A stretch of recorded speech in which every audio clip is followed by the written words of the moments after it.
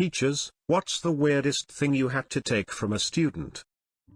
I did a brief stint as a supply teacher in my early 20s.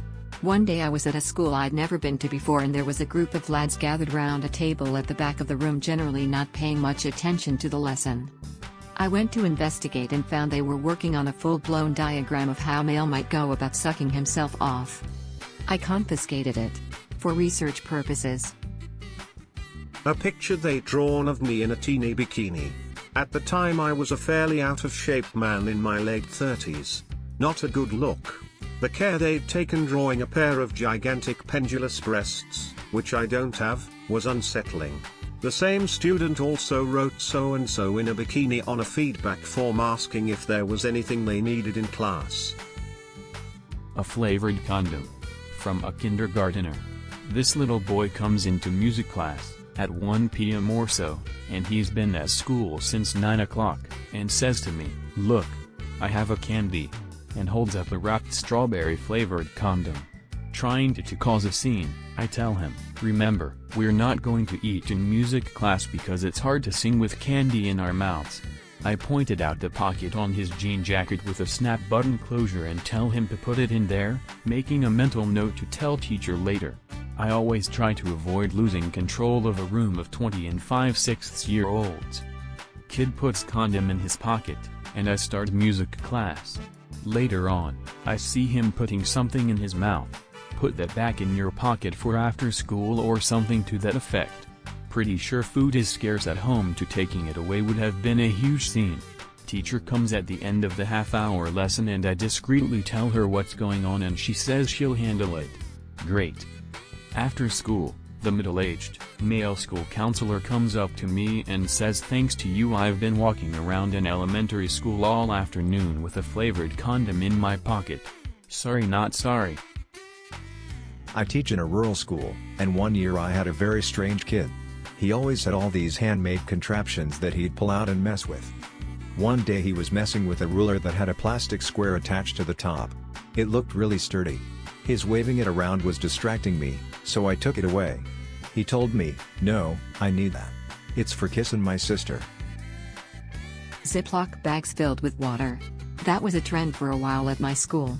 Kids would claim they needed it in case they got thirsty, but usually would just try to pop them in each other's laps during class. Had to take a computer away from a kid because he had 2 Google tabs, search and images, open with the search naked nude Pokemon porn in class. Taking a computer away isn't super weird, but that reason has stuck with me for a while. Most people wouldn't believe me, as I'm Canadian. But I once found a working, but unloaded AK-47 behind a dumpster while on my way to school. Carried it upside down, to school, gave it to the security guard, who was like, "WTF?" Police came a few hours later to ask me to show them where I found it. Turns out there was a whole ass murder there a few days ago and they were looking for the gun. Not quite taken from me by teacher, but still basically brought a freaking used AK-47 murder weapon to school, while like 10. Because why not? An uncooked chicken breast. Actually, 2 uncooked, boneless chicken breasts. The student had one in each pocket. Eyeballs. I worked with a blind student with autism. When he would get angry, he would pop out his glass eyeballs and throw them across the room. They were expensive, so Mom asked that we put them in a plastic bag in his backpack if he threw them. No more eyeballs for you today. A wine cooler that looked like a Capri Sun. This was a second grader and she was just getting ready to drink it.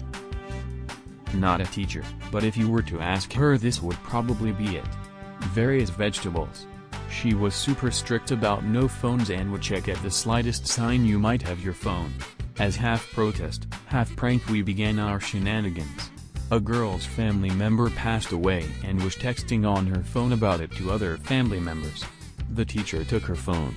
So he began bringing in potatoes, celery, carrots, tomatoes, and other vegetables.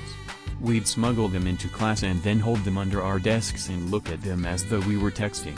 She kept trying to catch us, but then just thought we were weird. This goes on for at least a week.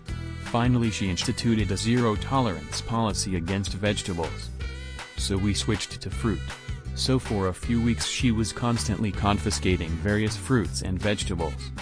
We finally stopped when it wasn't as fun anymore, and she wasn't never ever quite as strict about phones after that. My sister's teacher had to call my dad about a suspicious powder my sister was eating out of a bag at school. She was dipping her finger in a bag of powdered jello and eating it and letting other kids do the same. A can of Cheese Whiz. It was from a student visiting from another country, and she was enamored of the incredible canned cheese product she had discovered. So much so, she kept either opening her backpack to stare lovingly at it or taking it out during class to get some sweet cheesy goodness. It was pretty cute actually, and I made sure she got her cheese product returned to her at the end of class. Man, did she love Cheese Whiz.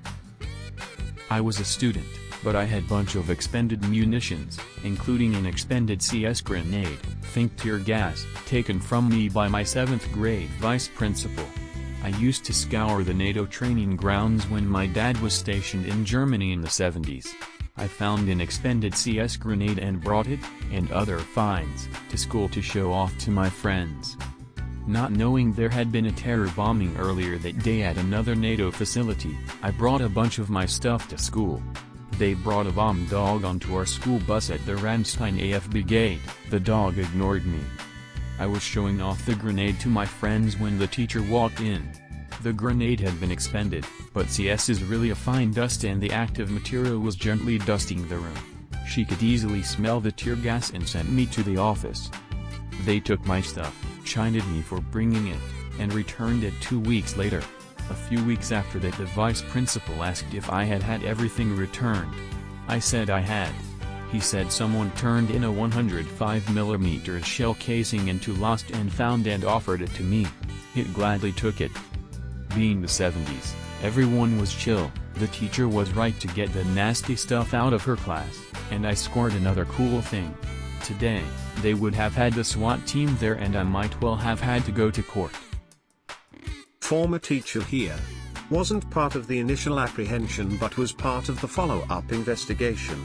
Weirdest thing was a bag of turtles. Yep. Kid caught a bunch of the little salmonella-filled red-eared sliders at a local pond on his way to school one day. We had a turtle black market at the school by noon, and by the end of the day the principal had a dozen in a bowl in his office. Kid got caught because a terrible smell was reported from his locker. Janitor opened it up and there was a bag of turtles. The rest of the day was spent tracking down the ones that had already been sold. An entire menagerie of live insects. One afternoon my class decided that they should see how many bugs they could capture and keep alive in my classroom. The next day, I returned from covering lunch duty in another part of the school and noticed that one of the cubbies had paper towel taped over the front like a curtain. Before I could investigate, I noticed several Tupperware containers hiding in desks. Dozens of worms, that was the cubby, many assorted beetles, uncounted ants, 4 bees, a wasp, and, most upsetting, several flies which were crazy glued to index cards and had their wings removed. That was a long day and a long year. It was December or January and we were having one of those lockdowns where the police come in with dogs to sniff for drugs. We were all locked in our classrooms and no students were allowed out, even to visit the restroom. One of my students was white as a ghost, very afraid. I asked him what's the matter, but it was obvious he was afraid he was about to get busted. He said, "Do you think the dogs will go to my locker?" I said, "I don't know. Do you have something to be worried about?" He said, "There's a ham and cheese sandwich in there." I scratched my head a bit. "I'm sure it's no problem to have a sandwich." He said, "Yeah, but it's been in there since September."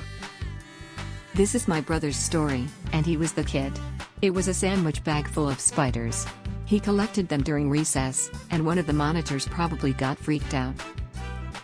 Okay, this is from my perspective as the student who got something taken away.